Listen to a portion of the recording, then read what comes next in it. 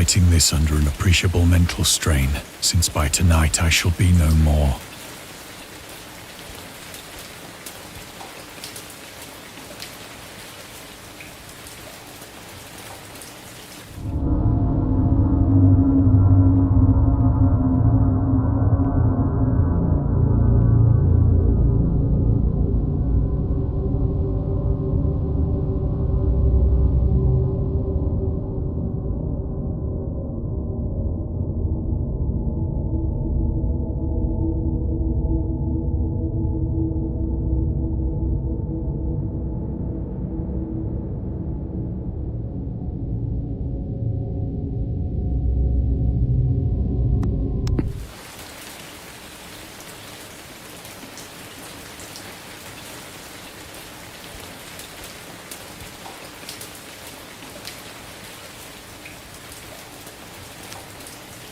Penniless, and at the end of my supply of the drug which alone makes life endurable, I can bear the torture no longer, and shall cast myself from this garret window into the squalid street below.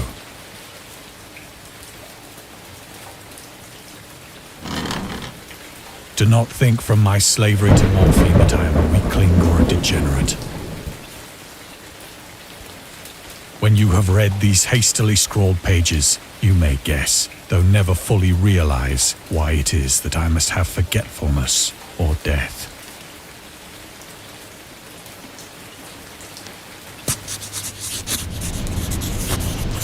It was in one of the most open and least frequented parts of the broad Pacific that the packet of which I was supercargo fell a victim to the German sea raider.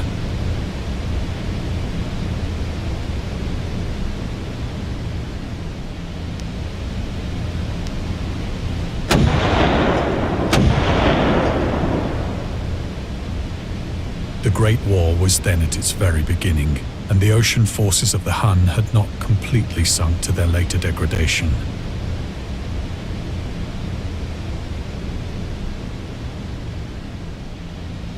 So that our vessel was made a legitimate prize, whilst we of her crew were treated with all the fairness and consideration due us as naval prisoners.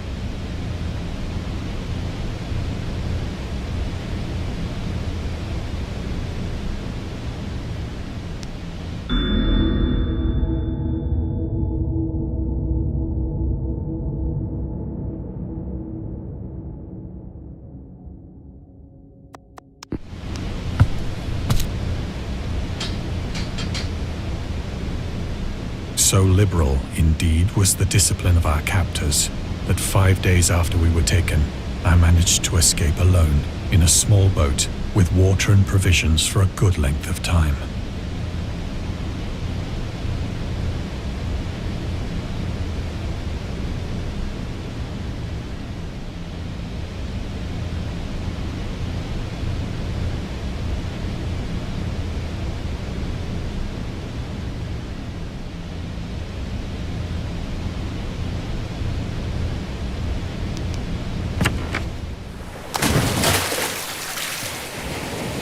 When I finally found myself adrift and free, I had but little idea of my surroundings. Never a competent navigator, I could only guess vaguely by the sun and stars that I was somewhat south of the equator. Of the longitude, I knew nothing, and no island or coastline was in sight.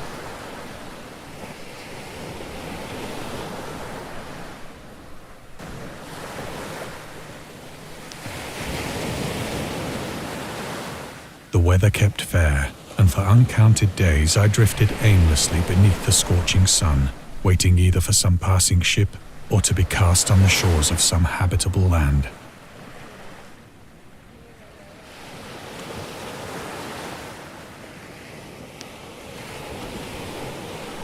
But neither ship nor land appeared, and I began to despair in my solitude upon the heaving vastness of unbroken blue.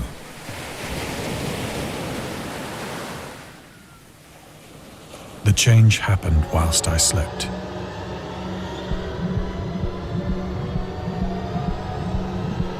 Its details I shall never know, for my slumber, though troubled and dream-infested, was continuous.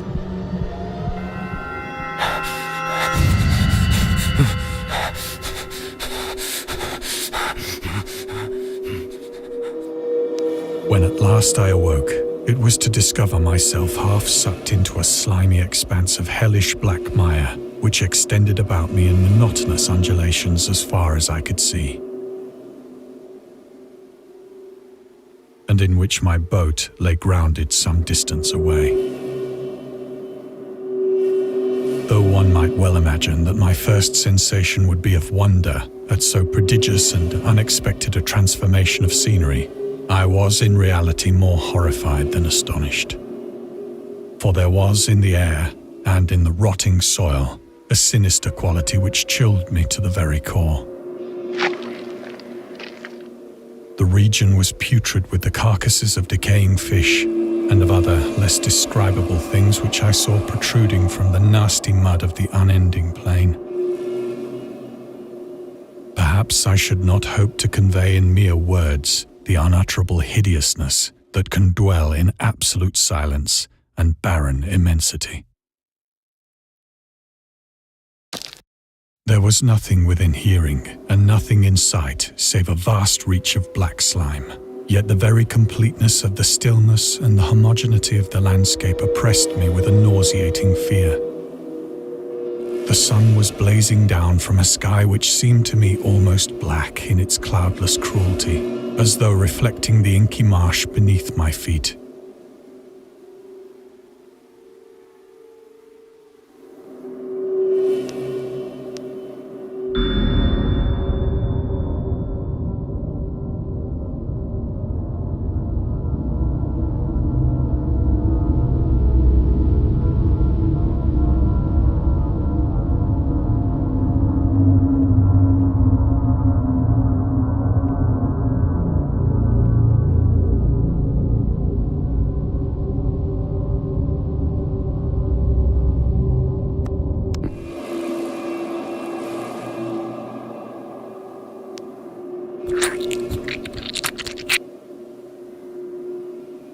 As I crawled into the stranded boat, I realized that only one theory could explain my position.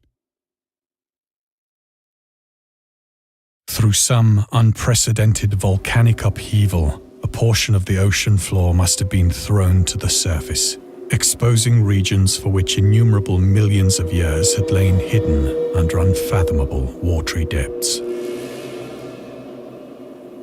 So great was the extent of the new land which had risen beneath me that I could not detect the faintest noise of the surging ocean, straining my ears as I might. Nor were there any seafowl to prey upon the dead things.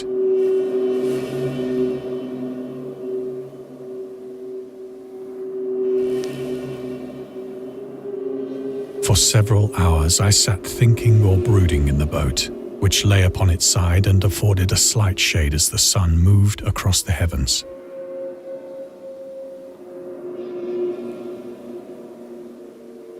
As the day progressed, the ground lost some of its stickiness and seemed likely to dry sufficiently for traveling purposes in a short time. That night I slept but little, and the next day I made for myself a pack containing food and water, preparatory to an overland journey in search of the vanished sea and possible rescue.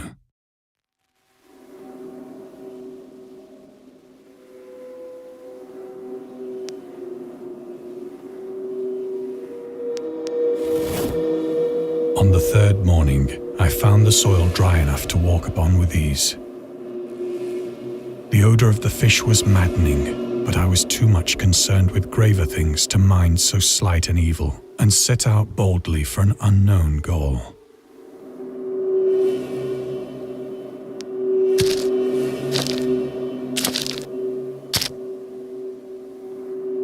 All day I forged steadily westward, guided by a faraway hummock which rose higher than any other elevation on the rolling desert.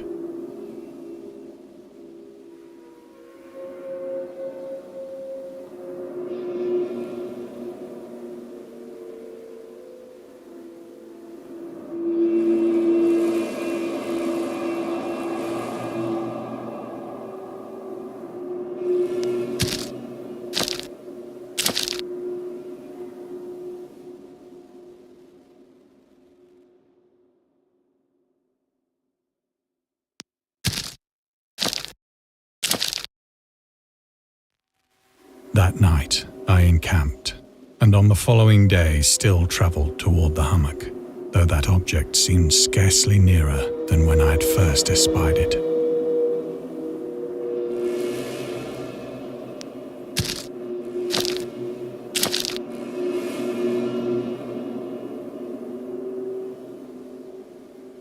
By the fourth evening, I attained the base of the mound, which turned out to be much higher than it had appeared from a distance. An intervening valley setting it out in sharper relief from the general surface. Too weary to ascend, I slept in the shadow of the hill. I know not why my dreams were so wild that night, but ere the waning and fantastically gibbous moon had risen far above the eastern plain, I was awake in a cold perspiration, determined to sleep no more. Such visions as I had experienced were too much for me to endure it, and in the glow of the moon I saw how unwise I had been to travel by day.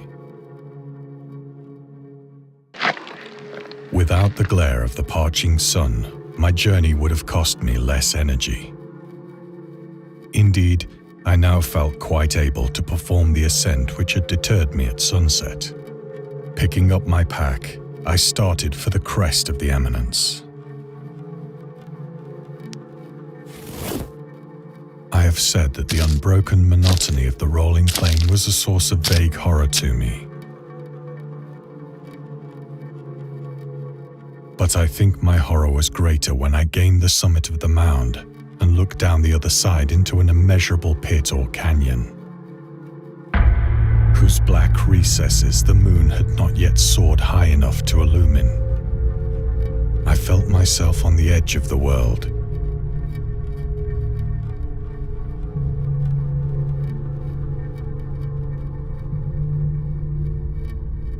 Peering over the rim into a fathomless chaos of eternal night. Through my terror ran curious reminiscences of Paradise Lost, and of Satan's hideous climb through the unfashioned realms of darkness. As the moon climbed higher in the sky, I began to see that the slopes of the valley were not quite so perpendicular as I had imagined.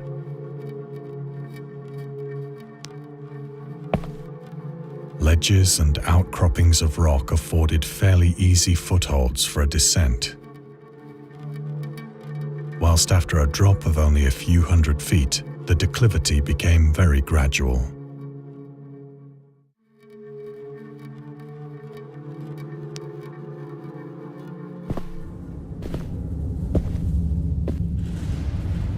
Urged on by an impulse which I cannot definitely analyze, I scrambled with difficulty down the rocks and stood on the gentler slope beneath, gazing into the Stygian deeps, where no light had yet penetrated.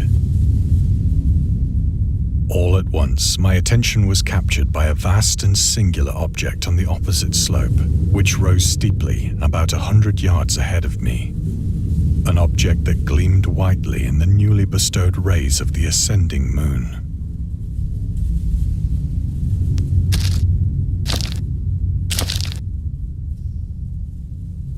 That it was merely a gigantic, but I was conscious of a distinct impression that its contour and position were not altogether the work of nature.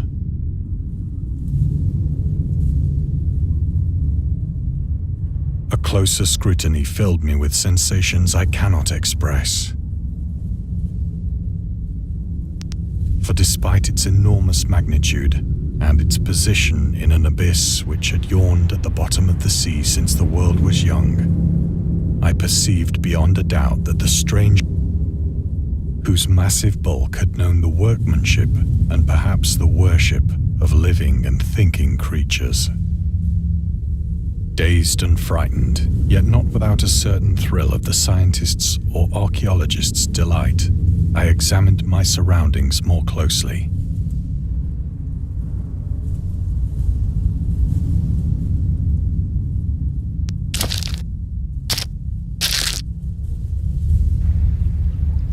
The moon, the zenith shone weirdly and vividly above the towering steeps that hemmed in the chasm.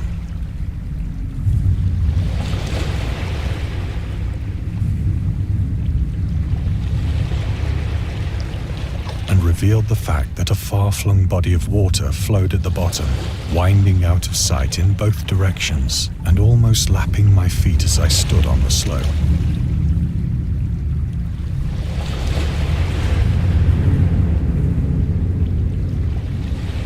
Across the chasm, the wavelets washed the base of the Cyclopean monolith, on whose surface I could now trace both inscriptions and crude sculptures.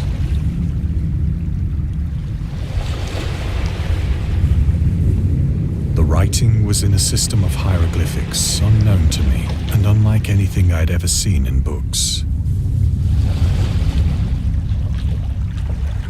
Consisting for the most part of conventionalized aquatic symbols such as fishes, eels, octopi, crustaceans, mollusks, whales, and the like.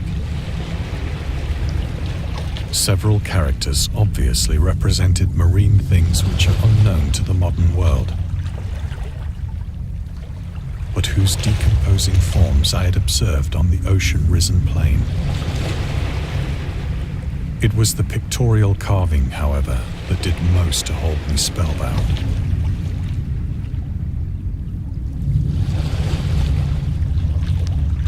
Plainly visible across the intervening water on account of their enormous size were an array of bas-reliefs whose subjects would have excited the envy of a Doré. I think that these things were supposed to depict men, at least a certain sort of men, though the creatures were shown disporting like fishes in the waters of some marine grotto, or paying homage at some monolithic shrine which appeared to be under the waves as well.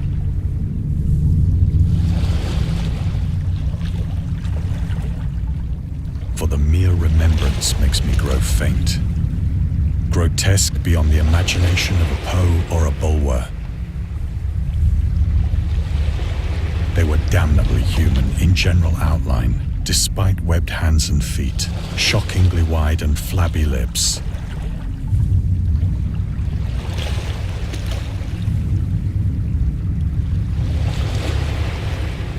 Glassy, bulging eyes, and other features less pleasant to recall.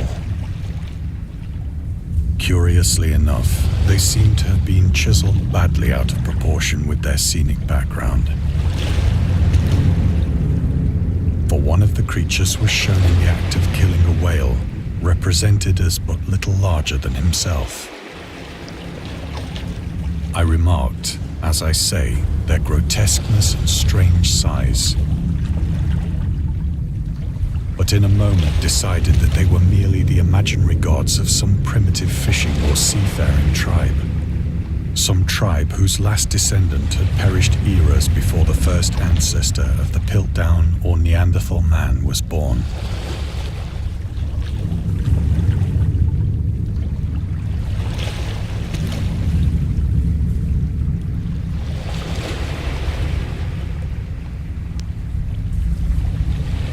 Awestruck at this unexpected glimpse into a past beyond the conception of the most daring anthropologist, I stood musing whilst the moon cast queer reflections on the silent channel before me. Then, suddenly, I saw it. With only a slight churning to mark its rise to the surface, the thing slid into view above the dark waters. Like and loathsome, it darted like a stupendous monster of nightmares to the monolith, about which it flung its gigantic scaly arms, the while it bowed its hideous head and gave vent to certain measured sounds. I think I went mad then.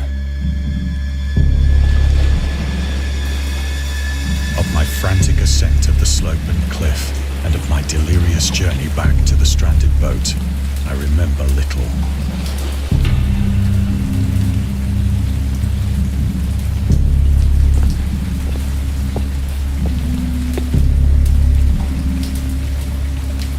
believe I sang a great deal and laughed oddly when I was unable to sing.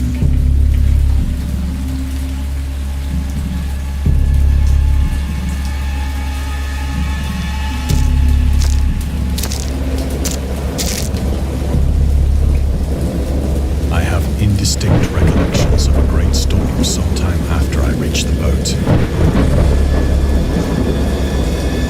At any rate, I know that I heard peals of thunder and other tones which nature utters only in her wildest moods.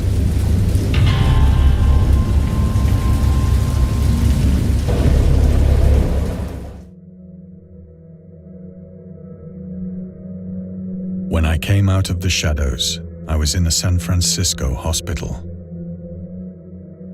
brought thither by the captain of the American ship which had picked up my boat in mid-ocean. In my delirium, I had said much, but found that my words had been given scant attention. Of any land upheaval in the Pacific, my rescuers knew nothing. Nor did I deem it necessary to insist upon a thing which I knew they could not believe.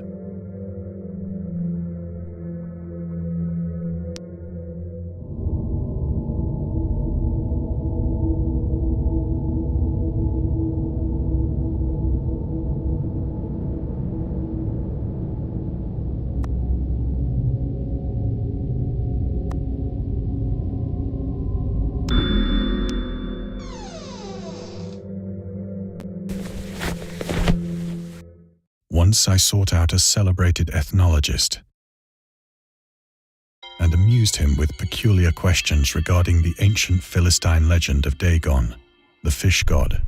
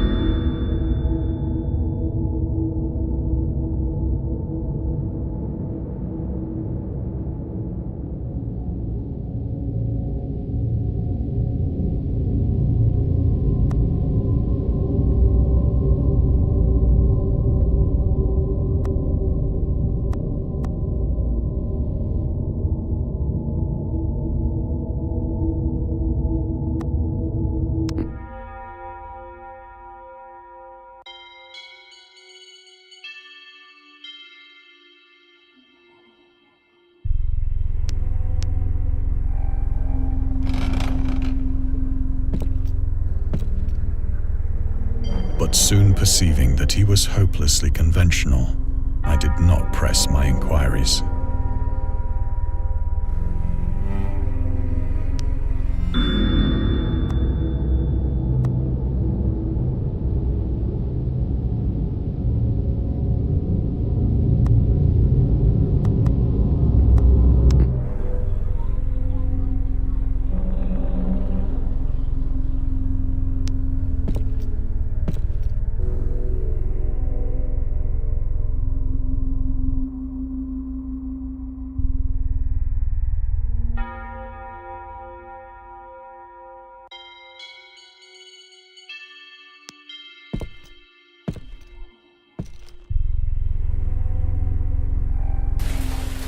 It is at night, especially when the moon is gibbous and waning, that I see the thing.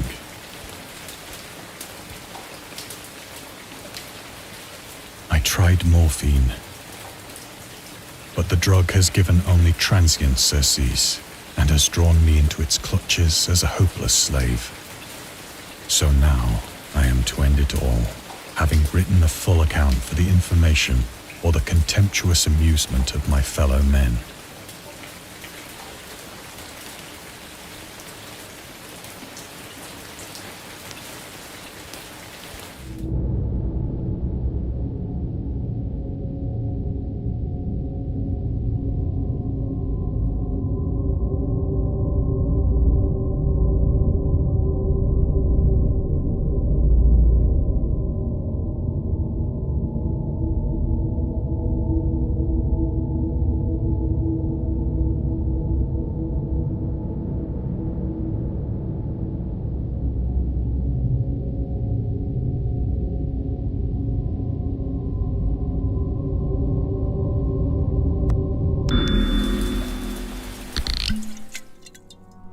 Often, I ask myself if it could not all have been a pure phantasm, a mere freak of fever as I lay sun-stricken and raving in the open boat after my escape from the German man-of-war. This I ask myself, but ever does there come before me a hideously vivid vision in reply. I cannot think of the deep sea without shuddering at the nameless things that may at this very moment be crawling and floundering on its slimy bed, worshipping their ancient stone idols and carving their own detestable likenesses on submarine obelisks of water-soaked granite. I dream of a day when they may rise above the billows to drag down into their reeking talons the remnants of puny, war-exhausted mankind. Of a day when the land shall sink and the dark ocean shall ascend amidst universal pandemonium.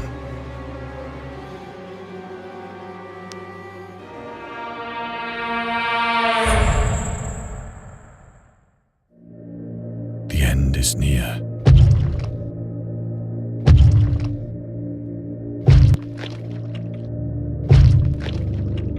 I hear a noise at the door, as of some immense slippery body lumbering against it.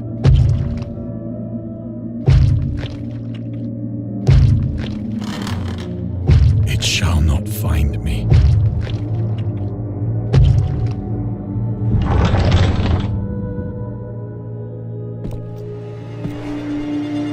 God, that hand!